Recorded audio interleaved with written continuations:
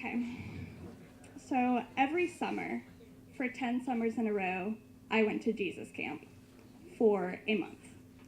It was an evangelical Christian sports camp in Missouri, and it was every stereotype you're imagining right now.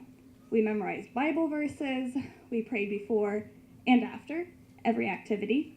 The camp director baptized people in the lake, and it was full of super weird homeschoolers from the Bible Belt. And I loved it.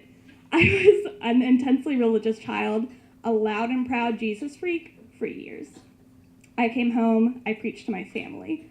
I would stand up and give testimony to my classmates, and I led Bible studies for peers, younger girls. I even forced my mom into doing a mother-daughter Bible study with me. It's the Jesus Camp. Part of how Jesus Camp gets you is by filling the days with mind-blowingly awesome activities. Zip lines, water skiing, a blob. Then by the end of the day, when you're tired, a little dehydrated, a little sunburnt, very vulnerable, they hit you over the head with the Jesus. The other hook is that I went to the same camp every year, and so did most of the other campers, so we really grew up together and looked forward to seeing each other every summer. So by the time things were starting to feel a little weird, it was too late for me. I had already been going for so long that I just swept all those unsettling feelings right under the rug. Zip lines. Almost every night, we listened to sermons, always given by a man, because the man is the spiritual leader of the household. Women are only allowed to preach to all female crowds. Right.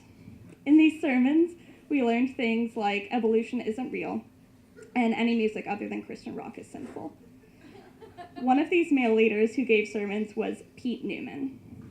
One summer, Pete carried a basketball around with him all summer. To the shower, he slept with it, he took it to meals, everywhere. And if you asked, he wouldn't tell you why he was carrying it, he would just say, "You'll see." Which of course made it the ultimate game for every camper to get this basketball away from him. We spent all summer devising plans, but on the last night of camp, he gave a sermon where he revealed to us that the basketball represented faith. You must carry it with you at all times. You must never put it down. He gave everyone a small picture of a basketball that said, "Hold on to the ball," the Bible verse on it. It was like printed on orange cardstock, maybe 4 inches. I laminated it, put it in my sock for every day for a year. I had drank the Kool-Aid, and I tried to be the best camper, the best Christian of anyone. And of course, some of these sermons were purity talks. Like any self-respecting evangelical, they were obsessed with purity. Their purity, my purity, the purity of anyone in a 1,000-mile radius, all forms of touching were off limits. The only physical contact you could have with the opposite sex was a 3-second side hug, plenty of room for Jesus. And yet, the camp was weirdly sexually charged at all times. The guys ran around shirtless all day. The girls watched the guys run around shirtless all day. Every night, the boys' side of camp wrote a love song to the girls' side of the camp and performed it. And on the last night of camp, everyone snuck out and pulled pranks on one another, sneaking down to the lake or riding 4-wheelers. And the summer that I was 13, all these pranks were naked pranks.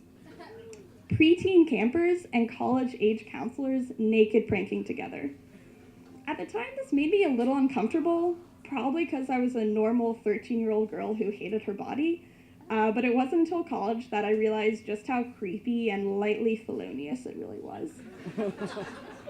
On top of all that sexual tension, one summer the daughter of the camp director took purity to the next level and announced that she was going to wait until her wedding day to have the first kiss of her life.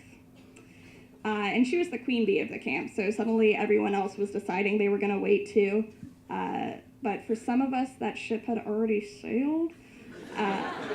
But I had a camp boyfriend, Seth. Seth and I had been camp boyfriend and girlfriend. This was our 3rd summer. And we had spent the last year on AOL Instant Messenger planning to take our relationship to the next level. We were determined to kiss at camp without getting caught. This was the plan. Once a summer, they took us to a water park, and if we were lucky enough that both of our cabins went to the water park on the same day, then maybe we could get on this one water slide that had a 2-person tube. And that's if the counselors didn't stop us, because again, very obsessed with purity. But a few seconds of the water slide were enclosed so no one could see us, and this would be the perfect moment for our kiss. This genius plan did not take into account the speed at which an inner tube barrels down a 4-story water slide. So as soon as we turned for our moment, our faces slammed together, he bit my lip, drew blood, and the next tube just barreled right into us. So after this rendezvous, I was called into the office to meet with the camp director, the camp disciplinarian. This girl could not have been more than 23, but I was panicking that someone knew about the kiss on the water slide. And it turns out we were busted, but not for the kiss. A counselor had seen us holding hands the night before at a dance and tattled on us. More accurately, I was busted. Seth wasn't in trouble at all because it's the girl that makes the boy stumble on his walk with the Lord. But my bad. But I was scolded very sternly and told that holding hands with Seth was not saving myself for my future husband. And if we were caught fraternizing again, I alone would be sent to the ironically named Hilton, which is really a tent in the woods where you go if you're bad and you run up and down hills, hose out trash cans, work in the kitchen. And even though I really thought God probably didn't have a problem with Seth and I holding hands, I still wanted to be the model camper, the best Christian, and I really, really hate running. So Seth and I broke up. And I wish that's where this story ended. But unfortunately, or fortunately, I was not the only one to get busted at camp. Seth and I are still very close, bonded together forever by 10 years of Jesus camp. We both waited until we were 20 to lose our virginities, not to each other. And we were the first person the other told to help each other work through that guilt. And one day when I was in college, Seth called and told me that Pete, the camp director, the one that had us carry around the basketball, the faith, had been arrested for molesting a dozen preteen boys. The camp had known for years. They had caught him riding four-wheelers naked with campers a decade earlier and confronted him about it, but he said it would never happen again, so instead of turning him into the police or firing him, they prayed that he wouldn't do it again. And he did. In fact, he perverted religion to coerce campers into sexual acts during Bible studies.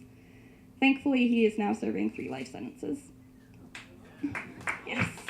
Woo! Justice. I was a Jesus freak kid. And at the time I heard this, a still more religious than most college kid. And this camp was my faith. I bought into everything they were selling me. Hook, line, sinker. But now every good and happy memory of those 10 years of camp and Christianity is tainted by this sick fuck. And the hypocrisy that they would dare shame and threaten teens for holding hands while knowingly exposing those same teens to a pedophile. I kept trying to go to church for a few years after that. I kept trying to hold on to the ball, but I just never felt about God the same way again.